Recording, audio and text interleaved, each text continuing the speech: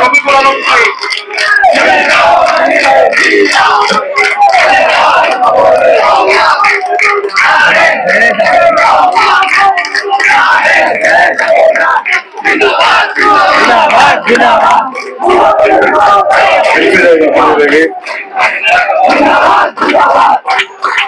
খুলনা শহরের আইন শৃঙ্খলা পরিস্থিতি চরম অবনতি। মাদকের সয়লাভে আমাদের সবলে আমাদের কিশোর এবং যুব সমাজ ধ্বংসের দ্বার প্রান্তে।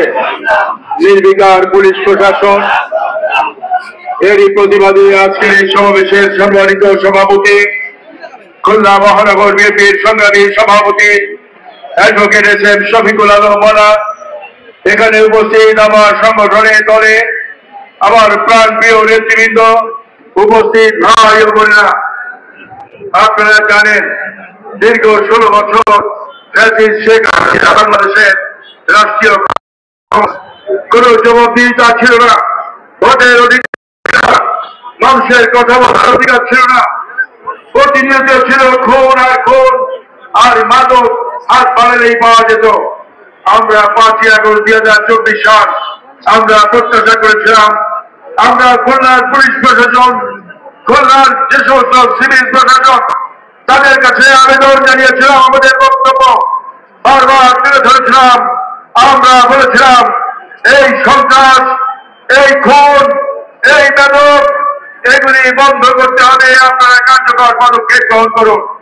কিন্তু অত্যন্ত দুঃখ পরিতাপের বিষয়, আমরা আইন শৃঙ্খলার মিটিং এ যাই, বড় ভাইয়ের আমি মিটিং এ যাই, ওখানে কাগজে দেখানো হয়, ওখানে যা দেখানো হয় বাস্তবের সাথে তার কোনো মিল নেই। গত 2 দিন আগে খুলনা শহরে একটি বাড়িতে 3 জন মানুষ, 2টি শিশু, একজন বৃদ্ধা মহিলা নিহত, তাকে খুন করে হত্যা করা হলো। করিমনগরে একজন মানুষকে শুধু গুলি করা হয়নি, তার গলা কেটে দেওয়া হয়েছে। দৌলতপুরের মাহবুবকে কিভাবে হত্যা করা হয়েছে, কিভাবে খুলনা শহরে খুনের রাজত্ব চলছে, পুলিশ প্রশাসন, গোয়েন্দা সংস্থা সবই জানেন, সবই বোঝেন, কেন কোনো কার্যকর পদক্ষেপ গ্রহণ করছেন বলে আমাদের কাছে প্রতিবল হয় না। আজকে আমরা জীবন সংখ্যায় ভুগছি, আজকে আমরা আমাদের জীবনের নিরাপত্তা নিয়ে ভুগছি। খুলনার মানুষ জীবনের নিরাপত্তা চায়, আর রাষ্ট্রের কর্মচারীরা আপনাদের জীবনের নিরাপত্তা থাকবে, আর খুলনার লক্ষ লক্ষ মানুষ নিরাপত্তাহীন হিসেবে থাকবে। এটা কি মেনে নেব আমরা? এটা আমরা মেনে নিতে পারি না। আমরা বারবার আপনাদের কাছে আবেদন করেছিলাম, নিবেদন করেছিলাম, কার্যকর পদক্ষেপ গ্রহণ করুন।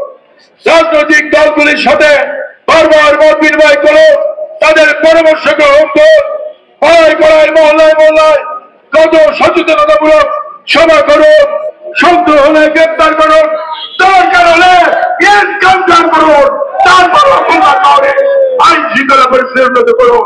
কিন্তু কিছুই লক্ষ্য করছি না। জাতীয় সংসদ নির্বাচন অত্যসন্ন, নির্বাচনের আগে শান্ত খুলনাকে অশান্ত করে দিয়ে নির্বাচনের পরিবেশ নেই এরকম একটা ব্যবস্থা তারা চালু করতে চায়।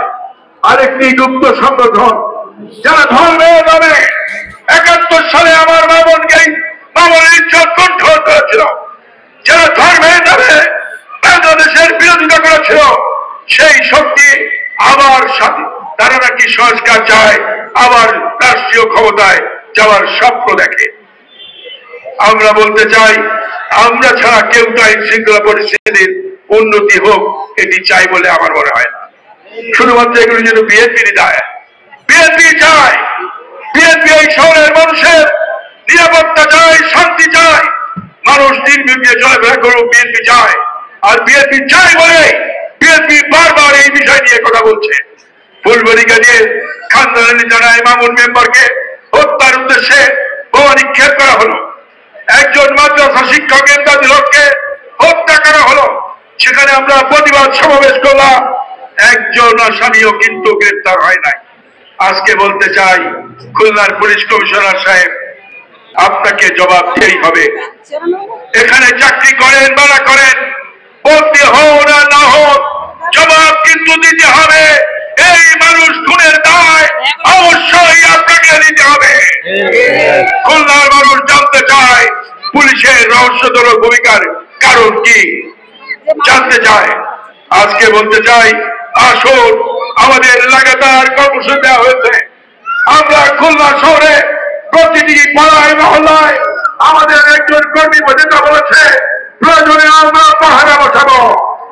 দরকার দিন রাত আমরা এলাকায় পাহারা বসিয়ে মানুষের নিরাপত্তার ব্যবস্থা আমাদেরকেই করতে হবে, কারণ এই পুলিশ প্রশাসনের কাছে কোনো কিছু প্রত্যাশা করে আমাদের লাভ হবে না।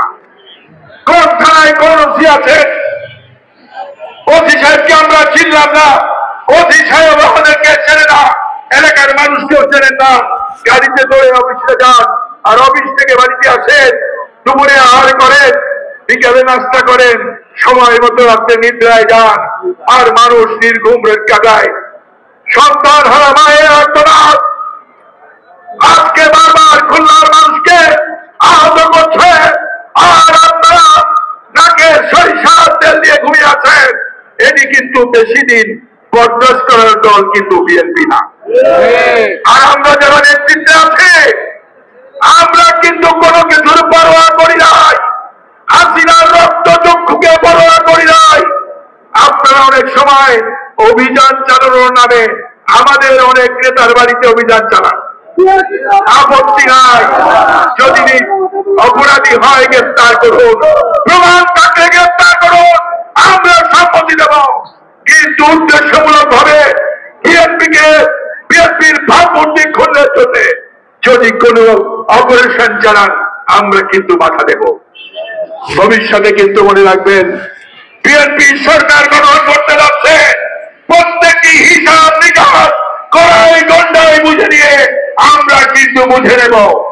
ভবিষ্যতে অনেক কিছুই ঘটবে, তার জন্য নেতা কর্মীদেরকে প্রস্তুত থাকার আহ্বান জানিয়ে পাড়ায় মহল্লায় আমাদেরকে পাহারা বসিয়ে, আড়াই হাতে বাঁশের লাঠি দিয়ে পাহারা বসিয়ে আমাদেরকে জনগণের জানমালের নিরাপত্তা দেওয়ার আহ্বান জানিয়ে গতকালকে সব দুপুরে এই সমাবেশের আয়োজন করেছিলাম।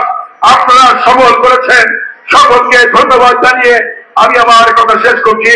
খোদা হাফেজ।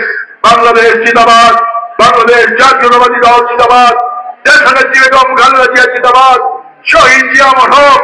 আগামী দিনে জাতির নিশ্চিত রাষ্ট্রনায়ক ইনশাআল্লাহ তারেক রহমান জিন্দাবাদ।